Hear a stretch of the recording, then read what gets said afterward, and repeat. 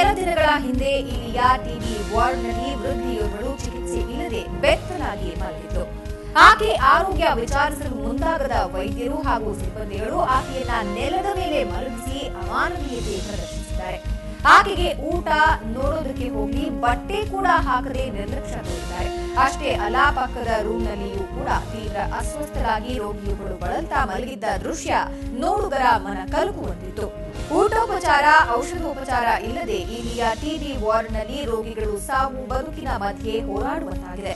ಈ ಬಗ್ಗೆ ಸ್ಥಳೀಯ ಸಂಘಟನೆಗಳು ಜಿಲ್ಲಾಧಿಕಾರಿಗಳಿಗೆ ಹಾಗೂ ಜಿಲ್ಲಾ ಉಸ್ತುವಾರಿ ಸಚಿವರ ಗಮನಕ್ಕೆ ತಂದರೂ ಪ್ರಯೋಜನವಾಗಿಲ್ಲ ಅಂತ ಸ್ಥಳೀಯರು ಆಕ್ರೋಶವನ್ನ ವ್ಯಕ್ತಪಡಿಸಿದ್ದಾರೆ.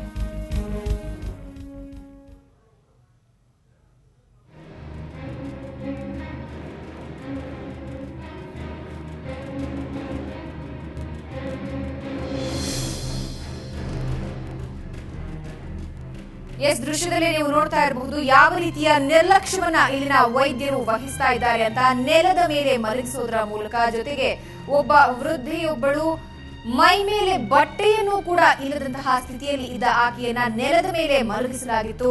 ಹಾಗಾದ್ರೆ ಚಿಕಿತ್ಸೆಯಾದ್ರೂ ನೀಡ್ತಾ ಇದ್ದಾರಾ ಅಂದ್ರೆ ಚಿಕಿತ್ಸೆ ಕೂಡ ಅಲ್ಲಿ ನೀಡಲಾಗ್ತಾ ಇಲ್ಲ. ಟಿಬಿ ವಾರ್ಡ್ನ ರೋಗಿಗಳ ದುಸ್ಥಿತಿಯನ್ನ ನಿಮ್ಮ ಮುಂದೆ ನಾವು ಇಡ್ತಾ ಇದ್ದೀವಿ. ಈ ಕುರಿತಾಗಿ ಹಲವು ಸಂಘಟನೆಗಳು ಜಿಲ್ಲಾಧಿಕಾರಿಗಳಿಗೂ ಕೂಡ ಈಗಾಗಲೇ ಕಂಪ್ಲೇಂಟ್ ಮಾಡಿದ್ದಾರೆ. ಜಿಲ್ಲಾ ಉಸ್ತುವಾರಿ ಸಚಿವರ ಗಮನಕ್ಕೆ ತಂದರೂ ಕೂಡ ಯಾವುದೇ ಪ್ರಯೋಜನವಾಗಿಲ್ಲ.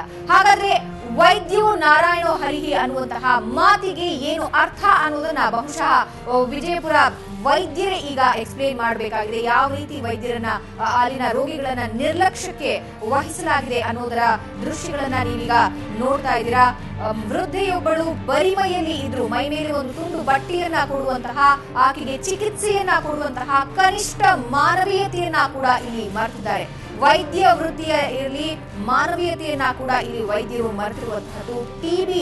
ಸಾಮಾನ್ಯವಾಗಿ ಟಿಬಿಯನ್ನ ವ್ಯವಸ್ಥಿತ ರೀತಿಯಲ್ಲಿ ಚಿಕಿತ್ಸೆಗೆ ಒಳಪಡಿಸದೇ ಇದ್ರೆ ರೋಗಿಗಳು ದುಸ್ಥಿತಿಗೆ ಒಳಗಾಗುವುದು ಖಂಡಿತ. ಆದ್ರೆ ಇಲ್ಲಿ ಯಾವ ಸ್ಥಿತಿಯಲ್ಲಿ ರೋಗಿಗಳು ಇದ್ದಾರೆ ಅನ್ನೋದನ್ನ ನೀವು ನೋಡಬಹುದಾಗಿದೆ.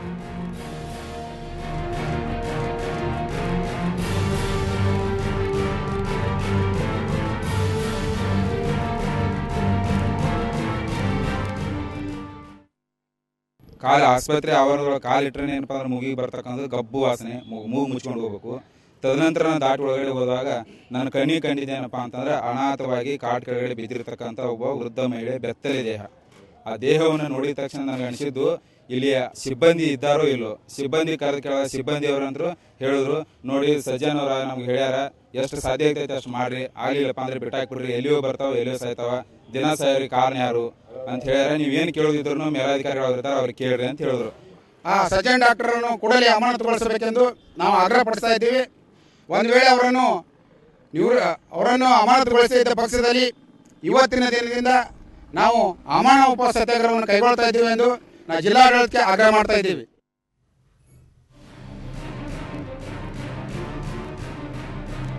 ವೀಕ್ಷಕರೇ, ನಿಮಗೆ ತೋರಿಸಲಾಗದಂತಹ ದೃಶ್ಯಗಳು ನಮಗೆ ಲಭ್ಯವಾಗಿವೆ. ಅಲ್ಲಿನ ರೋಗಿಗಳ ದುಸ್ಥಿತಿಯ ನೈಜ ಚಿತ್ರಣವನ್ನ ನಿಮ್ಮ ಮುಂದೆ ಇಡ್ತಾ ಇದೀವಿ. ತೋರಿಸೋದಕ್ಕೆ ಆಗದಂತಹ ದೃಶ್ಯಗಳನ್ನ ಬ್ಲರ್ ಮಾಡಿ ತೋರಿಸುವ ಪ್ರಯತ್ನ ಮಾಡ್ತಾ ಇದೀವಿ.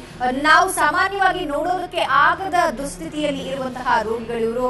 ಆದ್ರೆ ವಿಜಯಪುರ ಆಸ್ಪತ್ರೆಗೆ ಹೋದ್ರೆ ಪ್ರತಿನಿತ್ಯವೂ ಕೂಡ ನೋವಿನಲ್ಲಿ ನರಳಾಡ್ತಾ ಇರೋ, ಬೆತ್ತಲೆ ದೇಹದಲ್ಲಿ ಮಲಗಿರೋ, ತುಂಡು ಬಟ್ಟೆಯನ್ನು ಕೊಡದಂತಹ ವೈದ್ಯರ ನಿರ್ಲಕ್ಷ್ಯಕ್ಕೆ ಒಳಗಾಗಿರೋ ರೋಗಿಗಳನ್ನ ನೀವಲ್ಲಿ ನೋಡಬಹುದಾಗಿದೆ. ಈ ಬಗ್ಗೆ ಇನ್ನಷ್ಟು ಮಾಹಿತಿಯನ್ನ ಕೊಡ್ತಾರೆ ನಮ್ಮ ಪ್ರತಿನಿಧಿ ಪ್ರಸನ್ನ. ನಿಜವಾಗಿಯೂ ಕರಳು ಹಿಂಡುವಂತಹ ದೃಶ್ಯಗಳು ಇವು.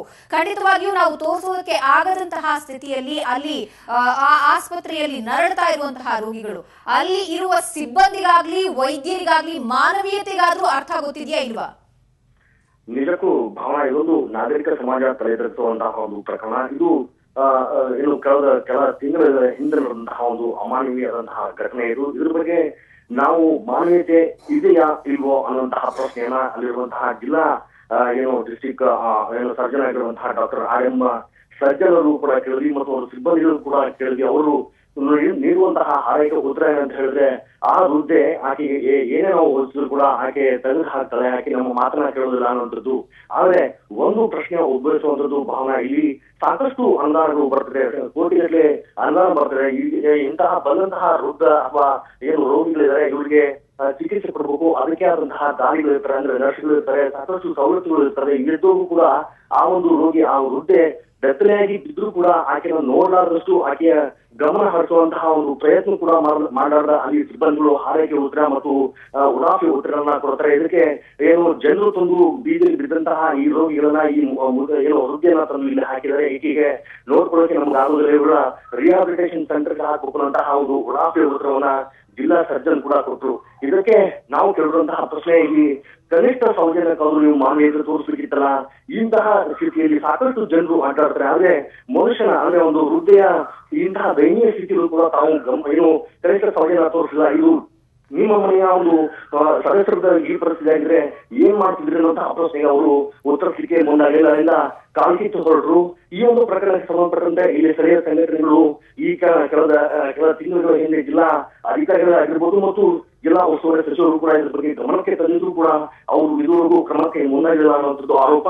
ಮತ್ತು ಇಲ್ಲಿ ಜಿಲ್ಲಾ ಸರ್ಜನ್ ಆಗಿರುವಂತಹ ಅವರು ಕೂಡ ಸಾಕಷ್ಟು ಭ್ರಷ್ಟಾಚಾರ ಮಾಡ್ತಿದ್ದಾರೆ ಅನ್ನುವಂಥದ್ದು ಗಂಭೀರವಾದಂತಹ ಆರೋಪವನ್ನು ಮಾಡ್ತಿದ್ದಾರೆ. ಭಾವನಾ, ಓಕೆ, ಆ ರೀತಿಯ ಮಾನಸಿಕ ಸಮಸ್ಯೆ ಇದ್ದಿದ್ದೇ ಆದಲ್ಲಿ ರಿಹ್ಯಾಬ್ಗೆ ಕಳಿಸಲೇಬೇಕು ಅನ್ನುವಂತಹ ಮನಸ್ಥಿತಿ ಇದ್ದಲ್ಲಿ ಅದರ ಬಗ್ಗೆ ಯಾಕೆ ಕ್ರಮ ತೆಗೆದುಕೊಂಡಿಲ್ಲ? ಇದ್ರ ಈ ಪ್ರಶ್ನೆಗೆ ಅವರ ಹತ್ರ ಉತ್ತರ ಇದೆಯಾ?